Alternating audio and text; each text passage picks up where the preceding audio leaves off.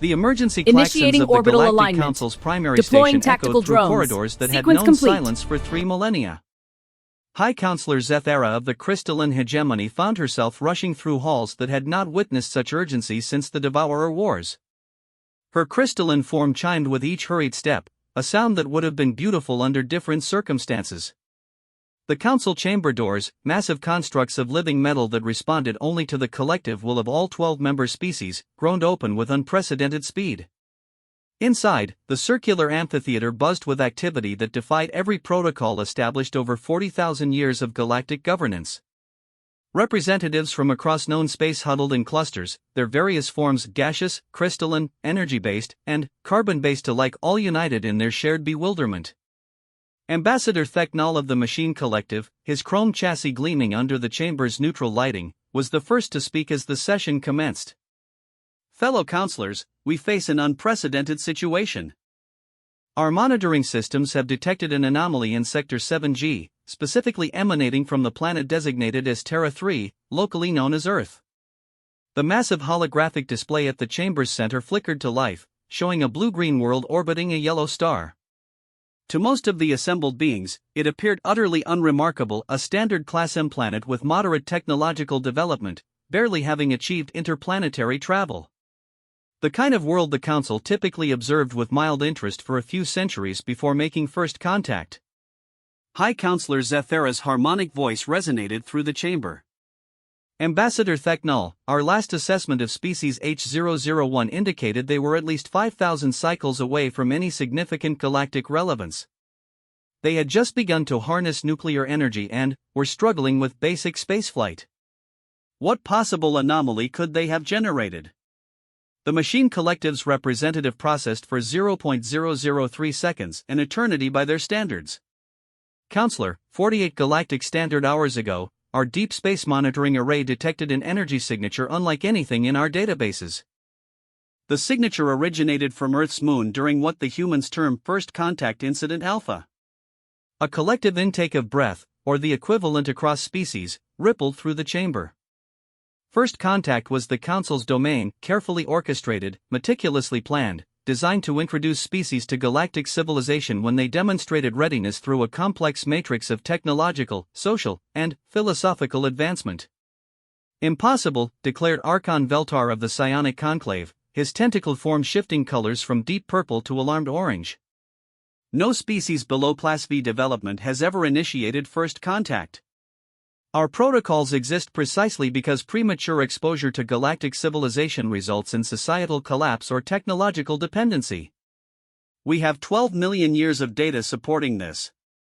Ambassador Theknal's optical sensors dimmed slightly, the mechanical equivalent of a grimace. Respected Archon, that is precisely why this session was called. The humans did not merely achieve first contact. According to our data, they prevailed. The silence that followed was profound enough that the chamber's atmospheric processors became audible, a subtle humming that normally went unnoticed beneath the constant chatter of galactic politics. Minister Quoleth of the Void touched, their shadow form rippling with agitation, spoke in whispers that somehow carried to every corner of the chamber. Prevailed against whom? The Exploration Guild's ships are equipped with Class 9 shields and quantum displacement drives.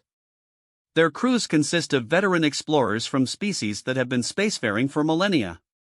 Prevailed against the Kethmori expedition fleet, Theknal replied, his voice carrying notes of disbelief that his emotional subroutines hadn't quite suppressed. 12 vessels. Full crew complement. They were investigating radio signals that suggested the humans had achieved basic electromagnetic communication, standard preliminary observation protocol. The display shifted, showing tactical recordings that made several counselors visibly recoil. The footage was grainy, reconstructed from emergency beacons and scattered sensor data, but the sequence of events was unmistakable. Sleek vessels of the Kethmori, a proud warrior race that had served as the Council's primary exploration arm for 3 millennia, approaching Earth's moon in standard peaceful configuration. The Kethmori followed all established protocols, Theknal continued. They transmitted universal peace codes, demonstrated their technology in a non-threatening manner, and prepared to make formal contact with human leadership. Initial scans showed the humans possessed only primitive chemical rockets and early atomic weapons, exactly what our projections indicated. What followed on the display defied every model of first contact in the Council's extensive archives. The human response was not fear, awe, or even hostility, emotions the Council had catalogued and prepared for across thousands of species. Instead, it was something that had never appeared in any xenosociology textbook. The humans attacked. Not with primitive weapons or desperate last stands, but with technology that shouldn't have existed. Weapons that emerged from hidden installations on the lunar surface, firing projectiles that somehow penetrated Kethmori shielding. Ships that appeared from nowhere, moving with impossible agility, coordinating with tactical precision that suggested not just military capability, but military evolution. The energy signatures we detected, Thechnol's voice carried a metallic tremor. They came from something the humans called Project Prometheus. Our analysis suggests they had been preparing for this moment for decades. Counselor Zethara's crystalline form began to emit a low, harmonic resonance, a sign of deep disturbance among her people. Preparing? How could they prepare for something they couldn't possibly have known was coming? The display shifted again, showing communications intercepts that the Council's translation matrices had painstakingly decoded. Human voices, speaking in dozens of different languages but unified in purpose and understanding that chilled the assembled beings to their cores. They knew we were coming, whispered Minister Quoleth, their shadow form contracting as if trying to hide from the implications. Somehow, they knew. The recordings continued, showing scenes that violated every assumption about technological development. Humans coordinating impossible defensive maneuvers. Weapons that demonstrated understanding of physics principles they shouldn't have discovered for centuries. Most disturbing of all, tactical communications that showed they understood not just that aliens existed, but specific details about Council technology and doctrine. Ambassador Yilseth of the Hive Minds, speaking through her collective consciousness, raised the question that hung unspoken in the chamber's atmosphere. How long have they been watching us? The weight of that question settled over the Council like a heavy blanket. For 40,000 years, they had been the watchers, the observers, the shepherds of galactic civilization. The idea that they had themselves been observed, studied, and prepared for represented a fundamental shift in their understanding of their place in the universe. There's more, Thechnol announced, and several counselors visibly steeled themselves for additional revelations. During the engagement, our linguistics division detected something unusual in human communications. They weren't just coordinating their defense, they were teaching. Teaching whom? Demanded Archon Veltar. Each other. In real time, during combat, they were sharing knowledge, adapting tactics, evolving their understanding of our technology as the battle progressed. What took the Kethmori centuries to learn about warfare, the humans were mastering in hours. The display showed tactical analyses that made even the most experienced military minds among the Council's membership pause in recognition and growing concern. The humans hadn't just defeated the Kethmori expedition, they had outthought them, outmaneuvered them, and ultimately forced them to retreat not through superior firepower, but through superior adaptation. The Kethmori survivors, Thechnol continued, they've been debriefed. Their reports are troubling. They described humans who seemed to understand their technology better than they did. Combat techniques that suggested not just study of Kethmori tactics, but improvement upon them. High Counselor Zethara's harmonic frequency shifted to one of deep contemplation. What are you suggesting, Ambassador? That this species somehow acquired detailed knowledge of our civilization through unknown means?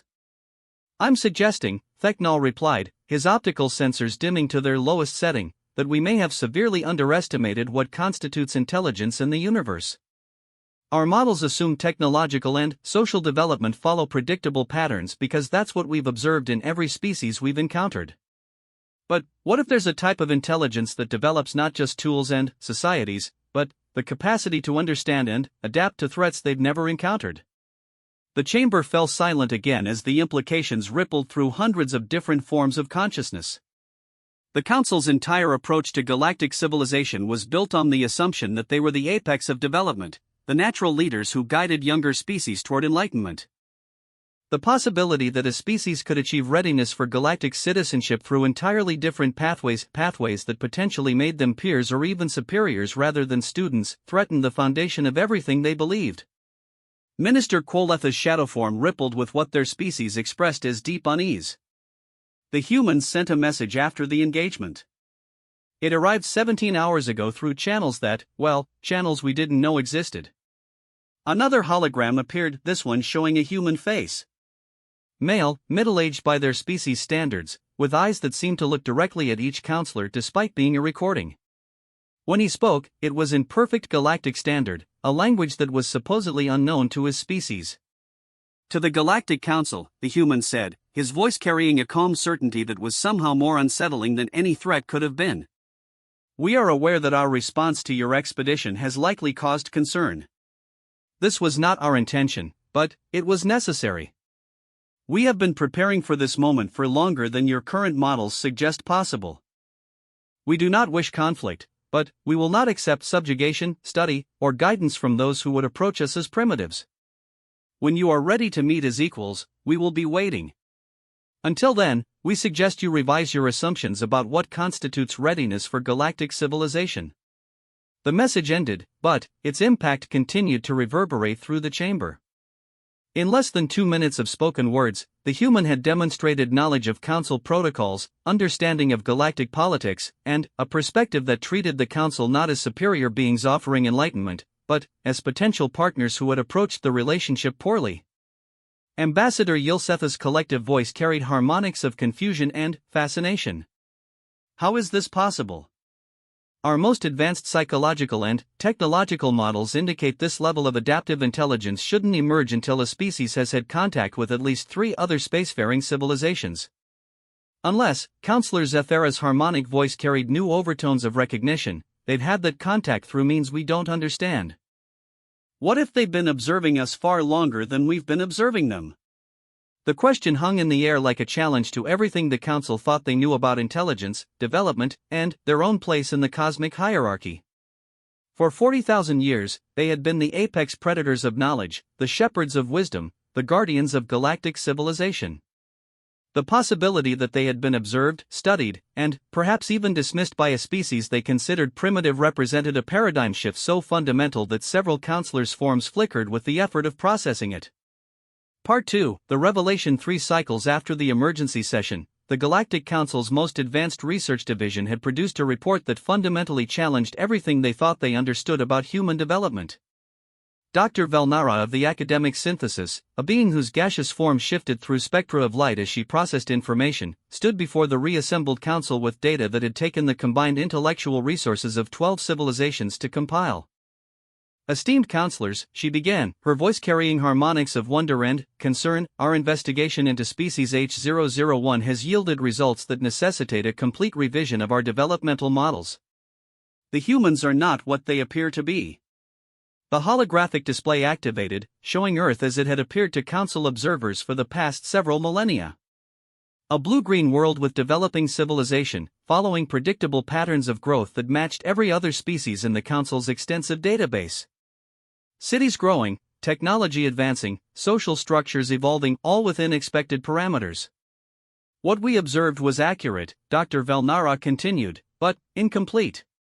Our monitoring systems, designed to detect technological signatures and social development markers, failed to recognize a form of advancement that operates on entirely different principles. The display shifted, showing overlay after overlay of data that painted an increasingly complex picture. Energy signatures that had been dismissed as natural phenomena. Communication patterns that had been categorized as primitive. Social structures that appeared chaotic but demonstrated underlying patterns of stunning sophistication. The humans, Dr. Velnara announced, have been developing what we can only term adaptive intelligence for approximately 8,000 of their years. This is not technological advancement as we understand it, but rather the evolution of consciousness itself. Counselor Zethara's crystalline form resonated with skepticism. Dr. Velnara, consciousness evolution is a theoretical concept. No species has ever demonstrated the ability to fundamentally alter their cognitive architecture through directed development. Respectfully, Counselor, that may be because no species has ever needed to. The display showed human historical data that the Council's xenoarchaeologists had painstakingly reconstructed. Humans evolved on a world that subjected them to constant existential threats. Not just predators or environmental challenges, but threats to their very survival as a species. They developed not just tools and societies, but the ability to rapidly adapt their thinking to unprecedented challenges. What followed was a presentation that left the assembled council members struggling with concepts that challenged their understanding of intelligence itself. The humans had indeed been primitive by technological standards, but they had been developing something far more dangerous: the ability to recognize, understand, and overcome any threat through rapid cognitive evolution.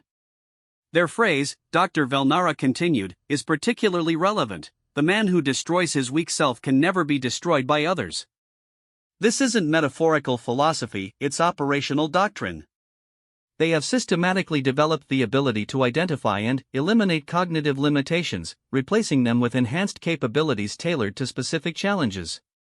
Ambassador Theknal's optical sensors brightened with recognition. This explains the battlefield adaptations. They weren't just learning Kethmori tactics, they were evolving past them in real time. Precisely, Dr. Velnara confirmed. But the implications extend far beyond military capabilities. Our analysis suggests that humans have been unconsciously preparing for galactic contact for their entire recorded history. Every major conflict, every technological leap, every social evolution, all of it has been preparation for the moment when they would face threats beyond their world.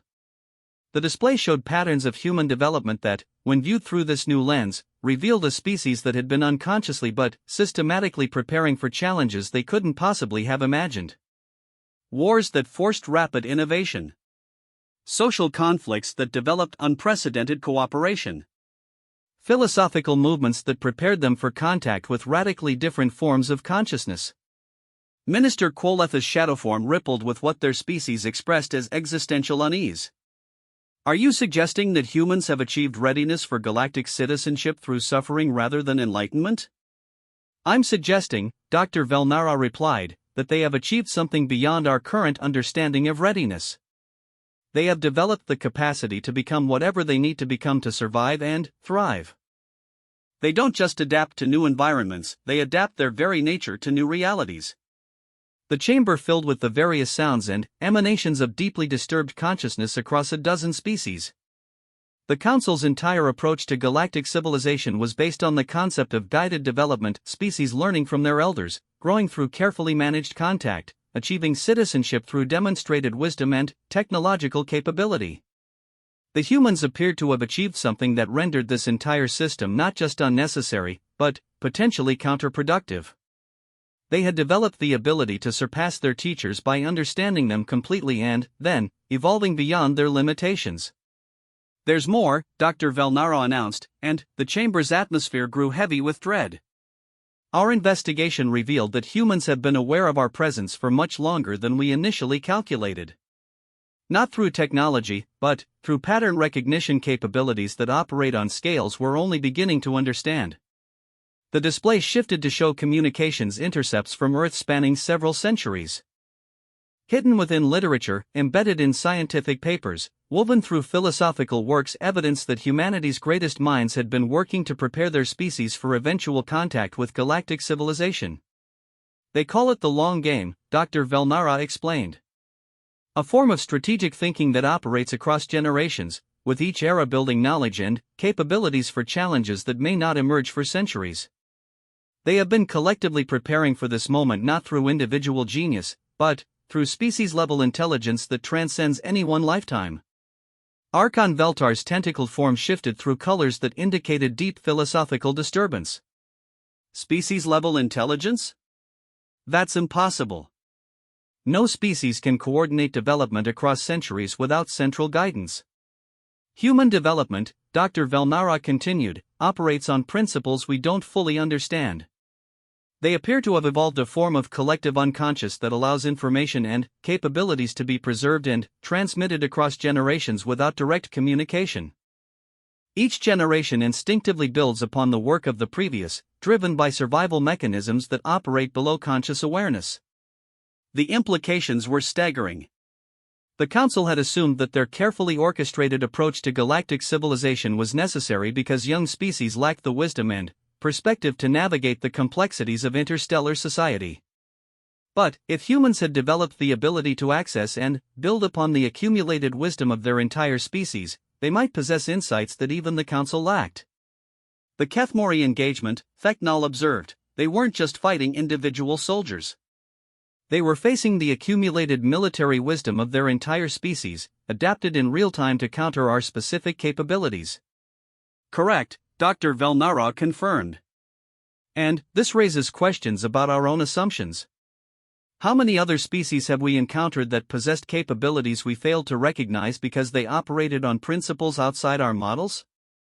The question struck at the heart of the Council's existential foundation. For 40,000 years, they had guided galactic civilization based on the assumption that their approach represented the pinnacle of development.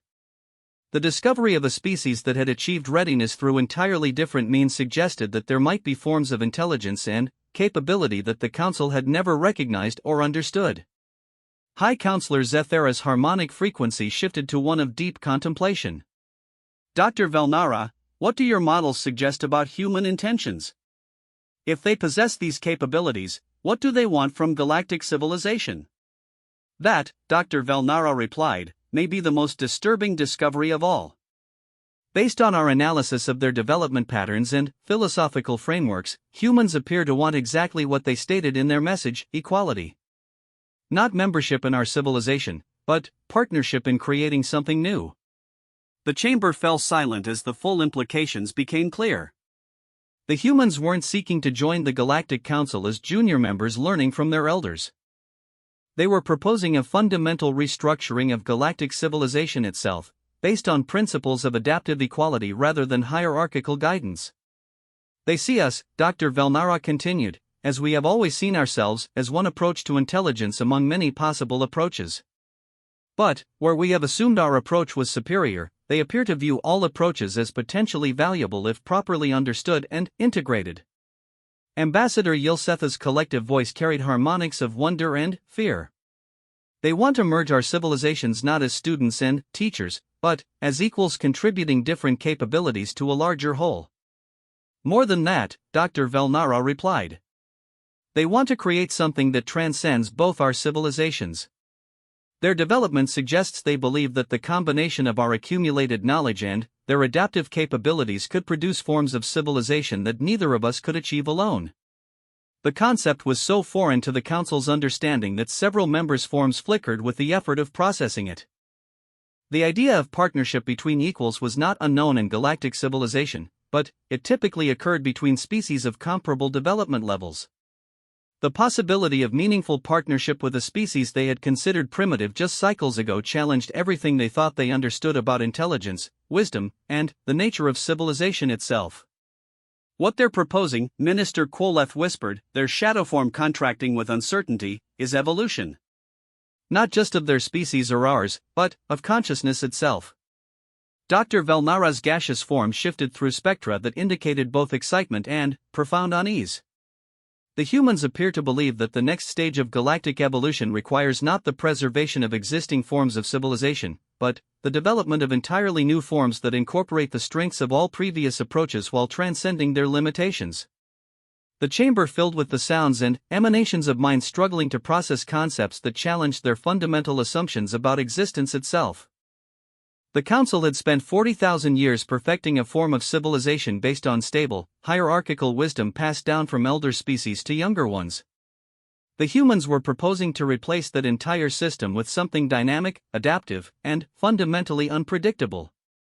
The question, High Counselor Zethara observed, her harmonic voice carrying overtones of profound uncertainty, is whether we possess the capability to adapt to their vision, or whether our own development has made us too rigid to participate in the kind of evolution they're proposing.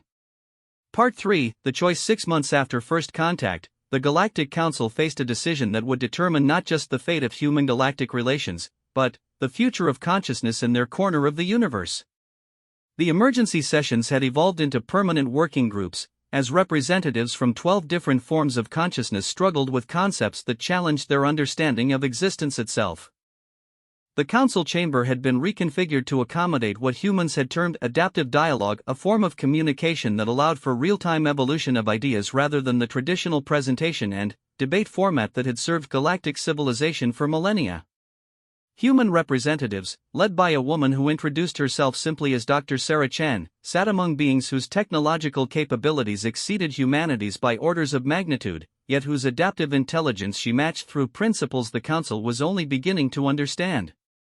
Honored counselors, Dr. Chen began, her voice carrying calm certainty that had become characteristic of human communication. We understand that our proposal represents a fundamental challenge to everything you have built. We don't ask you to abandon your achievements, but to recognize them as one approach among many that have succeeded in their own contexts. High Counselor Zethera's crystalline form resonated with harmonics of curiosity and concern. Dr. Chen, your species demonstrates capabilities that our models suggest should be impossible. How do you ask us to trust in changes we cannot predict or control? Dr. Chen's response carried the weight of countless conversations, debates, and collective decisions that had shaped humanity's approach to this moment. Counselor, the same way your species once chose to trust in capabilities you didn't understand when you formed this council. The difference is that you made the choice from a position of strength, believing you had nothing to learn from those you encountered. We're making this choice from a position of recognized interdependence, knowing that none of us can achieve our potential alone. The human's words carried implications that reverberated through forms of consciousness that had not seriously considered the possibility of fundamental change for thousands of years. Ambassador Theknal's optical sensors brightened with something approaching admiration. You're suggesting that our greatest achievement, the stabilization of galactic civilization, has become our greatest limitation. Not limitation, Dr. Chen corrected. Foundation. You've built something stable and wise and capable of preserving knowledge across eons. But stability without adaptation eventually becomes stagnation, and wisdom without growth becomes dogma. What you've achieved is necessary but not sufficient for the challenges that are coming. Minister Quoletha's shadow form rippled with the complex emotions their species experienced when confronting paradigm shifts. What challenges? Our models indicate galactic civilization is approaching optimal stability. Dr. Chen's expression carried the weight of knowledge that had been accumulating across generations of human observation and analysis. Your models are accurate for the universe as it has been. But the universe is not static, and the challenges that created your civilization are not the only challenges that will exist. Our analysis suggests that galactic civilization will soon face threats that require not just accumulated wisdom, but the ability to become something fundamentally new. The display activated, showing projections that combined human analytical capabilities with data the Council had been developing for millennia. The picture that emerged was of a universe in flux, with patterns of change that operated on scales beyond any single species' experience but within the scope of collective intelligence that could adapt to unprecedented challenges. The signs are already present, Dr. Chen continued. Energy patterns that don't match known physics. Communications from directions that shouldn't contain communicating civilizations. Evidence of technologies that suggest forms of intelligence operating on principles none of us understand. Dr. Velnara's gaseous form shifted through spectra that indicated recognition and growing excitement. You're describing the anomalies our deep space arrays have been detecting. We assumed they were equipment malfunctions or natural phenomena we hadn't catalogued. They're not, Dr. Chen replied. They're evidence of intelligences that have evolved along pathways none of us have explored. The universe is larger and stranger than any of us realized, and the comfortable assumptions that allowed us to build stable civilizations are about to be challenged by realities we haven't prepared for. The chamber filled with the various emanations of profound unease as beings that had considered themselves the apex of development confronted the possibility that they were merely one form of consciousness among many, and not necessarily the most advanced. Archon Veltar's tentacled form shifted through colors that indicated the deep philosophical disturbance experienced when fundamental beliefs encounter contradictory evidence. What you're proposing, the Archon observed, is that we abandon the safety of known principles to venture into territory where our accumulated wisdom may be irrelevant. Dr. Chen's response carried the confidence of a species that had been preparing for this moment across centuries of development. Not abandon, integrate. Your wisdom provides the foundation for exploration. Our adaptability provides the mechanism for growth. Neither of us can face what's coming alone, but together we might create something capable of not just surviving but thriving in a universe that's stranger than either of us imagined. The concept challenged every assumption about safety, wisdom, and the proper approach to unknown threats. The Council had built galactic civilization on the principle that careful analysis and gradual development provided the safest path through the dangers of the universe. The humans were proposing to leap into unknown territory based on confidence in their ability to adapt to whatever they encountered. "The man who destroys his weak self can never be destroyed by others," Ambassador Yilseth quoted, her collective voice carrying harmonics of growing understanding. "You're not just proposing that we change, you're proposing that we evolve our very nature to meet challenges we can't currently imagine." "Yes," Dr. Chen confirmed. "And the alternative is to remain what we are while the universe becomes something we're not prepared for. Our analysis suggests that the forms of intelligence we're detecting don't operate on principles of preservation and stability. They appear to embrace constant change as the fundamental nature of existence." The implications were staggering. The Council had spent 40,000 years creating a form of civilization based on the assumption that stability and preservation represented the highest achievements of intelligence. The discovery that other forms of consciousness might be thriving through entirely opposite principles suggested that their entire approach might be not just limited, but actively counterproductive when faced with truly alien intelligence. High Counselor Zethera's harmonic frequency shifted to one of profound contemplation. "Dr. Chen, you're asking us to trust not just in your capabilities, but in principles that contradict our deepest understanding of how consciousness should develop." Dr. Chen's response carried the weight of countless conversations within human civilization, debates and decisions that had shaped their approach to this unprecedented moment. "Counselor, we're asking you to trust in the same principle that created this council originally, that consciousness is stronger when it incorporates multiple perspectives than when it remains isolated in single viewpoints. The difference is that we're proposing to apply that principle not just to cooperation between known forms of consciousness, but to development of entirely new forms that can incorporate capabilities none of us currently possess." The chamber fell silent as the assembled beings processed the full scope of what was being proposed. Not just alliance or cooperation, but conscious evolution towards something that would transcend all current forms of civilization. The risk was total, the possibility of losing everything they had built in pursuit of capabilities they couldn't guarantee.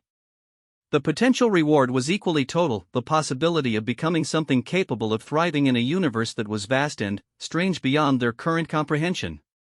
Minister Quoletha's shadow form rippled with complex emotions as they voiced the question that hung unspoken in the chamber's atmosphere. "And if we're wrong? If this evolution leads not to greater capability but to the destruction of everything we've achieved?" Dr. Chen's response carried the calm certainty that had characterized human communication throughout these unprecedented negotiations. "Then, we'll have died attempting to become worthy of the universe we inhabit, rather than hiding from it in the safety of known limitations. But our analysis suggests the risks of stagnation are greater than the risks of evolution. The universe is changing whether we participate or not. Our choice is whether to change with it or be changed by it." The weight of that choice settled over the council like a fundamental shift in the nature of reality itself. For 40,000 years, they had been the shapers of galactic civilization, the careful guardians of accumulated wisdom, the stable foundation upon which other species could build their development. The humans were proposing that they become something unprecedented, co-creators of forms of consciousness that had never existed, partners in evolution toward capabilities that no single species could achieve alone. Ambassador Theknal's optical sensors dimmed as his processing systems struggled with concepts that challenged his foundational programming. "You're asking us to become something we've never been, based on trust in principles we don't fully understand, to meet challenges we can't clearly see." "Yes," Dr. Chen replied. "The same way every species that ever achieved consciousness chose to become something more than they had been, based on trust in capabilities they didn't yet possess, to meet challenges they couldn't fully comprehend. The only difference is scale." Dr. Velnara's gaseous form shifted through spectra that indicated both excitement and profound uncertainty. "The implications extend beyond our immediate civilizations. If we succeed, we'll be creating precedents for forms of consciousness that could spread throughout the galaxy. If we fail, we could destabilize the foundation of everything that exists. The foundation is already destabilizing, Dr. Chen observed. The universe we're detecting beyond our current knowledge won't wait for us to decide whether we're ready to engage with it. Our choice is whether we engage as conscious partners in our own evolution, or as passive subjects of changes we don't understand and can't control. The truth of that statement reverberated through the chamber as beings that had considered themselves the masters of their destiny confronted the reality that they were participants in processes vastly larger than anything they had imagined. The comfortable illusion of control that had sustained galactic civilization was dissolving, replaced by the recognition that consciousness itself was engaged in evolution on scales that transcended any individual species or civilization. High Counselor Zethara's crystalline form resonated with harmonics that had not been heard in her species for millennia, the tones of profound decision in the face of ultimate uncertainty. The vote before us is not simply whether to accept human partnership in galactic civilization. It is whether to consciously participate in the evolution of consciousness itself, knowing that success will transform us into something we cannot currently imagine, and failure may eliminate everything we have achieved. Counselor, Dr. Chen replied, her voice carrying the collective wisdom of a species that had been preparing for this moment across centuries of unconscious development, that has always been the choice facing consciousness. The only difference is that now we can make it deliberately, together, as partners in creating whatever comes next. The silence that followed was profound enough to suggest that reality itself was holding its breath, waiting for the decision that would determine whether consciousness in this corner of the universe would embrace the unknown through partnership and adaptation, or retreat into the familiar through isolation and preservation. When the vote finally came, it was not just a decision about human-galactic relations. It was a choice about the fundamental nature of existence itself, whether consciousness would remain what it had been, or become something unprecedented through the conscious embrace of evolution guided by principles that transcended any single species' understanding. The Council voted not just to accept humanity as equal partners in galactic civilization, but to embark upon a journey of conscious evolution that would transform both human and galactic consciousness into something that neither could achieve alone. It was a vote for uncertainty over safety, for growth over preservation, for the unknown over the familiar. It was, in the end, a vote for life itself, life not as preservation of existing forms, but as conscious participation in the eternal evolution of what it means to be conscious in a universe vast and strange and wonderful beyond any current imagination. The man who destroys his weak self can never be destroyed by others. Humanity had proven this truth by eliminating their limitations in the face of galactic contact. Now, together, they would discover whether consciousness itself possessed the courage to destroy its weak forms in service of becoming something worthy of the infinite mystery that surrounded them all. Epilogue, classified addendum personal note from High Counselor Zethara, added to sealed archives 1 year after the vote. The universe we thought we knew has ended. The universe we are becoming has no name in any language yet developed. Human partnership has proven to be not alliance or cooperation, but conscious participation in processes that transform the very nature of existence. We are no longer what we were. None of us are. And, yet, we are more ourselves than we have ever been.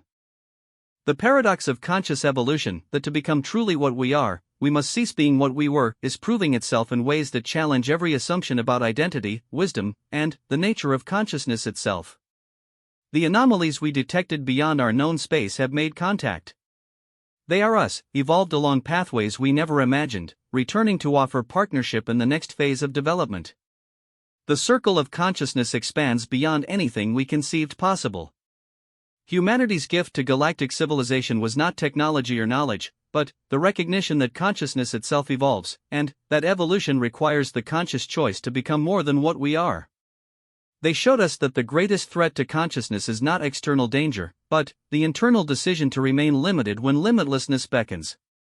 The man who destroys his weak self can never be destroyed by others, because he becomes capable of creating himself anew in response to any challenge existence offers. Together, we are learning what it means to apply this principle not just to individuals or species, but to consciousness itself.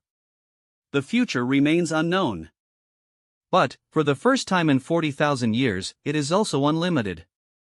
End of document classification, Omega 7 Restricted Archive Seal, Permanent Preservation.